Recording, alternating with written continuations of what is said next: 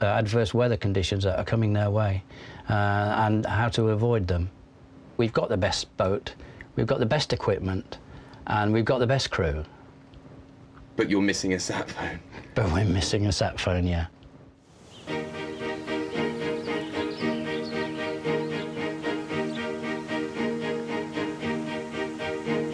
At last comes the moment many have been dreading. The Scilly boys must say their goodbyes. At just 19 years old, Joby's paying a last visit to his beloved grandmother Anne. If their 3,000-mile voyage is a success, Joby will become the youngest person ever to have rowed across the Atlantic.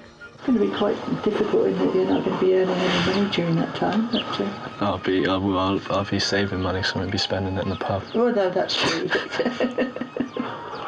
Well, we want to wish you all the best of luck, and we'll be praying for you. I know you're not a believer, but anyway, prayer does a lot for people. Down at Old Town Bay, Tim is spending his final hours on Scilly with girlfriend Tash, the daughter of an island farmer. They started going out together 2 years ago, so the spectre of the transatlantic row has always been part of their relationship. There's always going to be part of me that wants to keep him here and keep him safe and make sure everything's okay, but he's got to do it. It's such a, massive achievement, and I want it for him more than anything.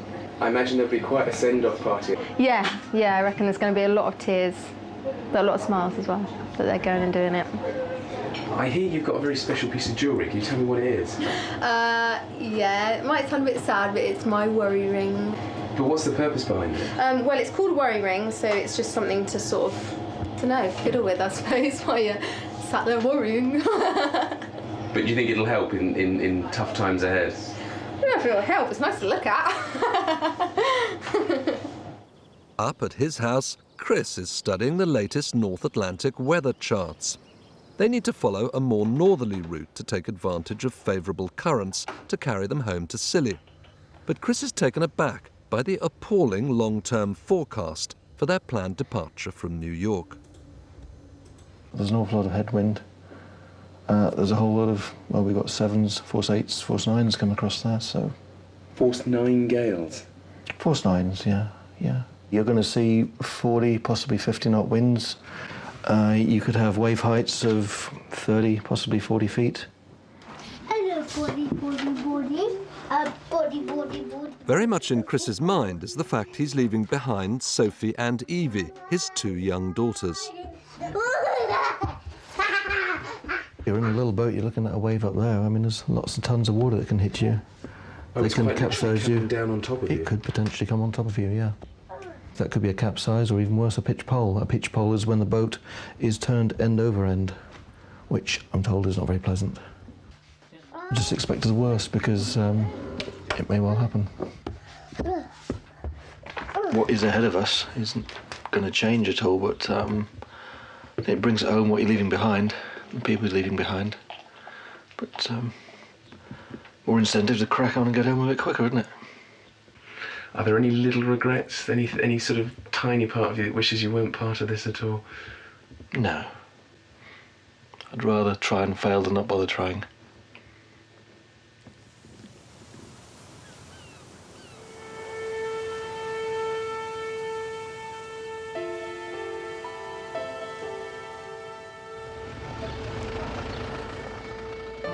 Then it's time to go.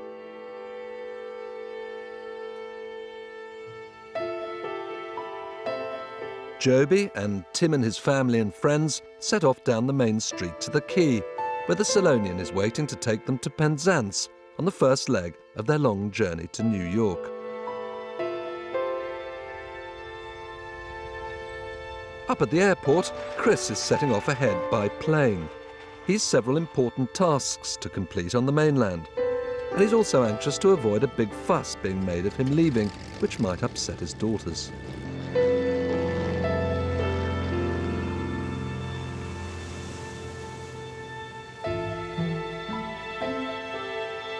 Then there's little left to say, except good luck and bon voyage.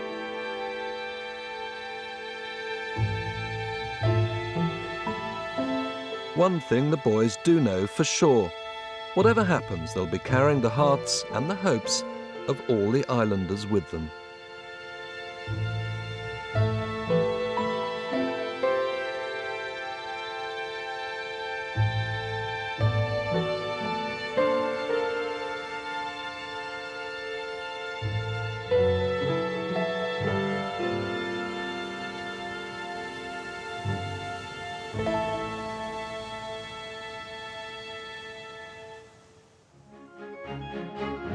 In the next programme, David is summoned to meet his boss in the next key stage of his re-election process. Sometimes, actually, the people know that it's good for the minister to have a new challenge.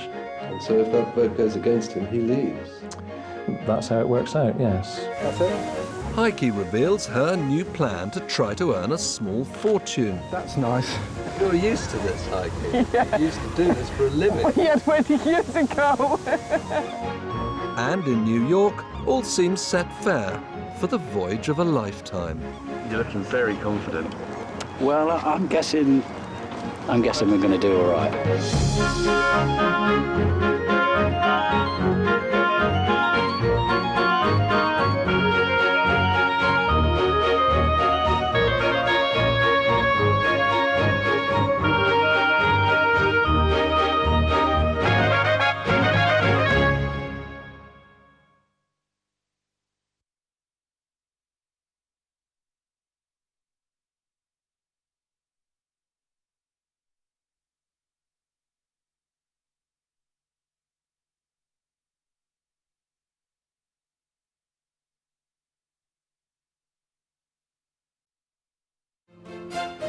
On the Isles of Scilly, tourist officer Sophie and her fiancé, Mark the boatman, are trying to plan their wedding. It looks like being one of the social events of the year. It's going to be on St Agnes. That's one of the smaller islands, isn't it? It is, yeah. Wouldn't it be easier just to have it on the main island here on St Mary's? It would, but I don't want to do easy. I want an adventure.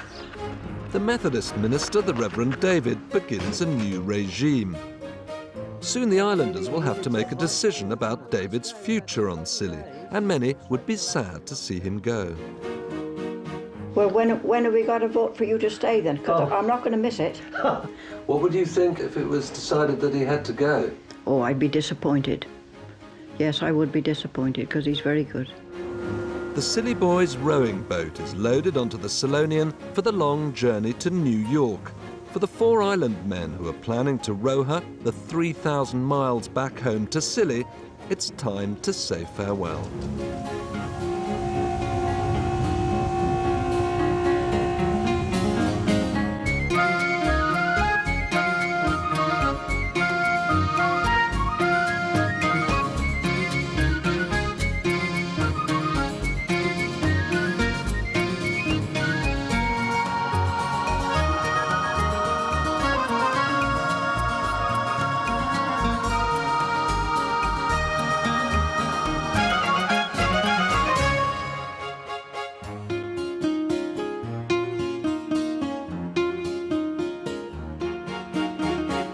The arrival of the first cruise liners to visit the Isles of Scilly is a good indication that the all-important holiday season is now well underway.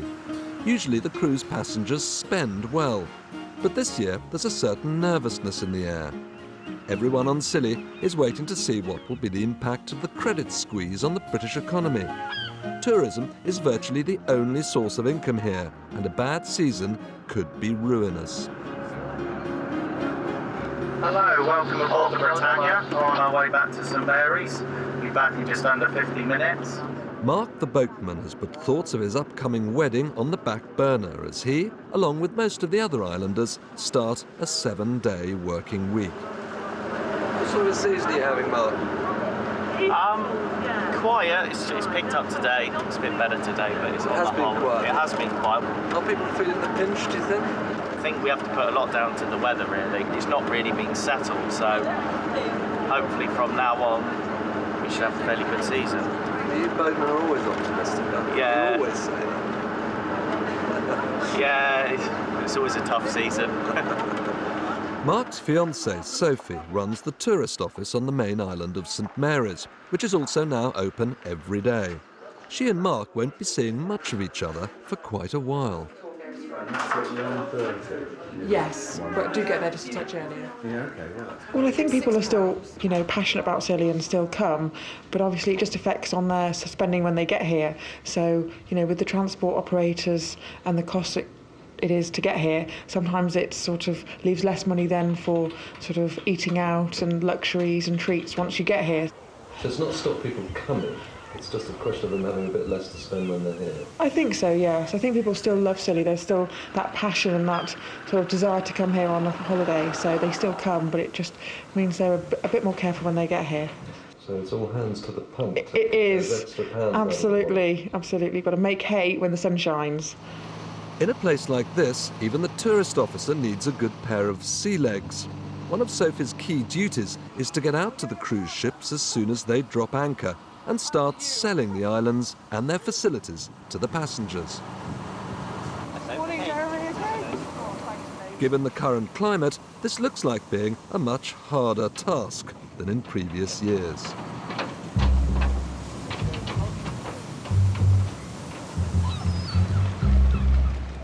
Meanwhile, down on the other side of the island at Old Town Bay, it's another arduous day for the Scilly vet.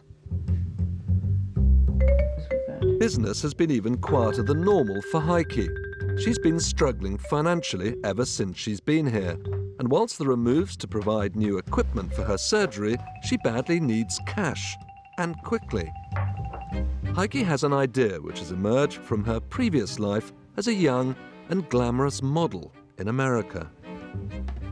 Many years before I became a vet, I was a set designer and a costume designer. One time, somebody who had a friend working at an agency just said, "Would you like to do foot modeling?" Don't laugh. It might be a possibility, So, foot modeling? Foot modeling, yeah. What did they see your feet? Were you walking around in flip-flops or something? Yeah. I know I'm basically too old now and too fat to be a proper model, but my feet are still, they're sort of all right. So maybe they now want me for grandmother sandals or something. But the idea is then to kind of relaunch your career as a foot model. Yeah, still I want to be the vet most of the time. But if I now and then can hop over to London and do a few pictures and come back with a 500 quid more, that would be perfect, actually. What a good idea. Yeah. For £500 I do nearly everything. Yeah. Wow, you're full of surprises, Heike. Top foot models can command quite large sums for just a few hours' work. So Heike's been in touch with some London agencies who've expressed interest. Aware of her modelling past, they've asked Heike to get some new photographs of her feet shot. Then they'll give her a decision.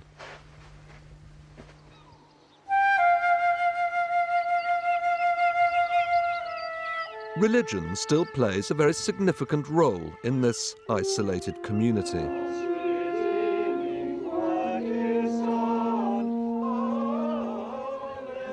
The Methodists are the largest religious group on Scilly, and every few years church rules state that their minister has to be invited to stay on. So in a few weeks' time, the islanders will be making it clear whether they want David to remain on Scilly or ask for a change. David lives alone, and in many ways Scilly, its people and its chapel have become his life. Now David's been summoned to the mainland for a meeting with his boss, Dr. Chris Blake, the head of the Methodist Church in Cornwall, to discuss all options for his future. I don't really want to commit myself too much at this stage, but yeah, I do like it here, as you know, and it's a fantastic place, and I enjoy the work, and I think there's work to be done here. So, yeah, I imagine I will say to him that I want to stay. He could move you on, couldn't he? Chris Blake has a very important role to play in this. And of course there is a shortage of Methodist ministers. They never fill all the appointments anyway, but they will sometimes move people if they think an appointment is absolutely essential and there's no one to fill it. They might say, well, this woman or this man in there, we have to pull them out and move them to where the need is. They might decide to send you to a sort of an inner city area, mightn't they? Well, they could, in theory, move me anywhere. Yes, they could move me anywhere in Great Britain. That would be a bit of a shock to the system, moving from Scilly to a run-down inner city area. Well, there you are. It could happen. It could happen, yes, it would be. I'm sure it would be a shock to the system moving from here to inner city, wherever. But if they say go, you'll go. Well, that's part of the calling, yes. This is when you are ordained and you make your promises, one of them is to, is to be obedient to your calling. And part of being called to be a Methodist minister is being willing to go where the church needs you. So quite a key meeting then. Yes. David's position on Scilly is the more vulnerable because, as a single man, it's much more likely for him to be moved. In the 6 years he's been here, he's grown to love the place so much, he now sees Scilly as home. To have to say goodbye to the islands now would be hard.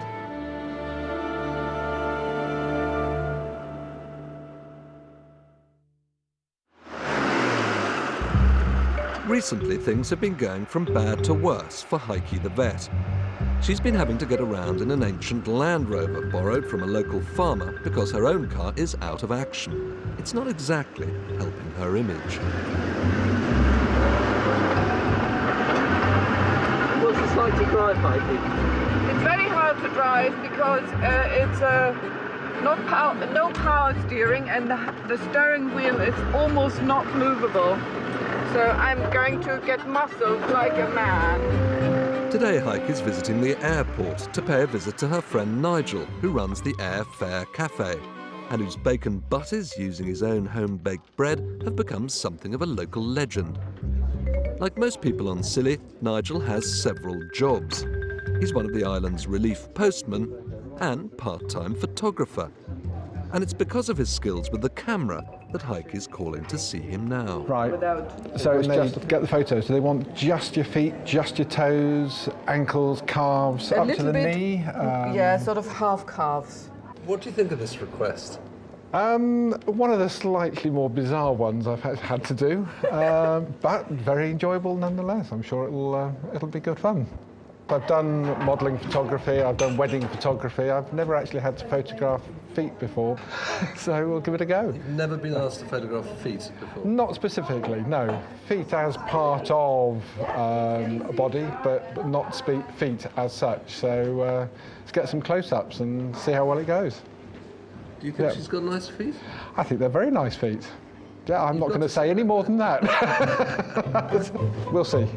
We'll see what the final images are like.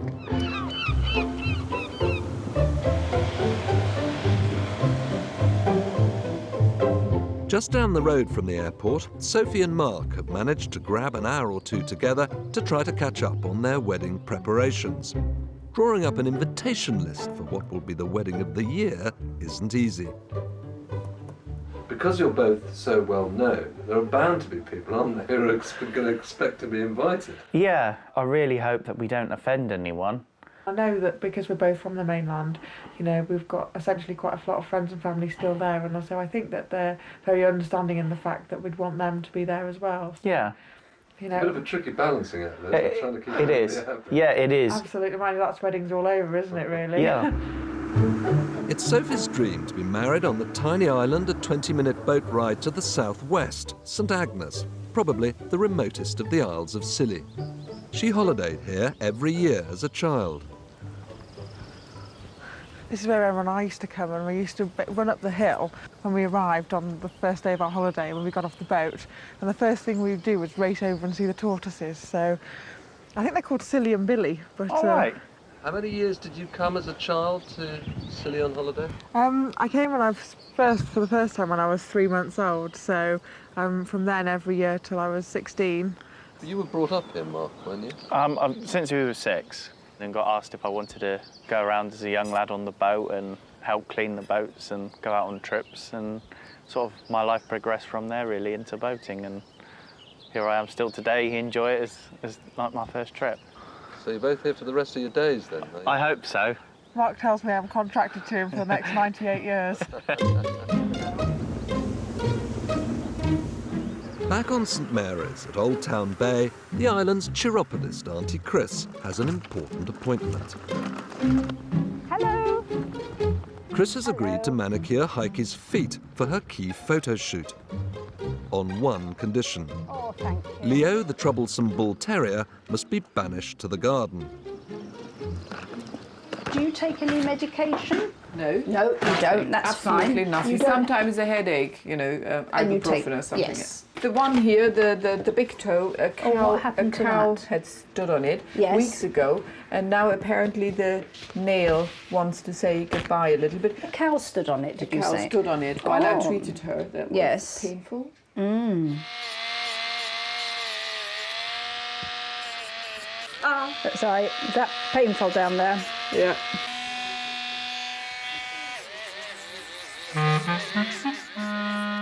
Unfortunately, the whir of Auntie Chris's pedicure machine attracts Leo's interest. Yes. Yes. Recently, Leo's learned how to leap up on the door handles and get into the house on his own.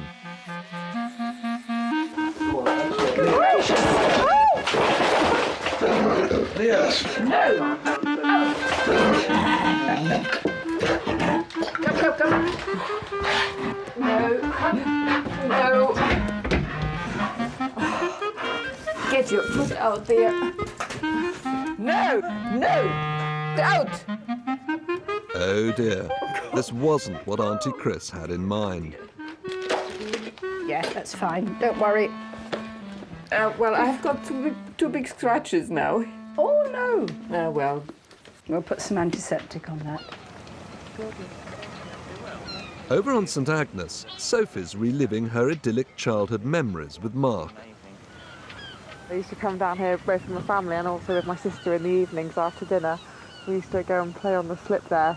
They were really happy days. My childhood dream was to marry a boatman. You're joking. You're Yes. just making this No, up. I'm really not. No, it was. So that was sort of my childhood dream, or a lighthouse keeper, but I don't think they even have those anymore now. So, yeah, but that's how. So here he is. Here he is. I am. Dead on cue. Yeah. This will be just absolutely perfect, Soph. I know, it'll be lovely, won't it? It will. The weather's like this. Yeah. Press the handle. It's a lovely church, isn't it? It's a nice place to, well, a wonderful place to be married, isn't it? Yeah. Oh, it's a beautiful church, and it's also the right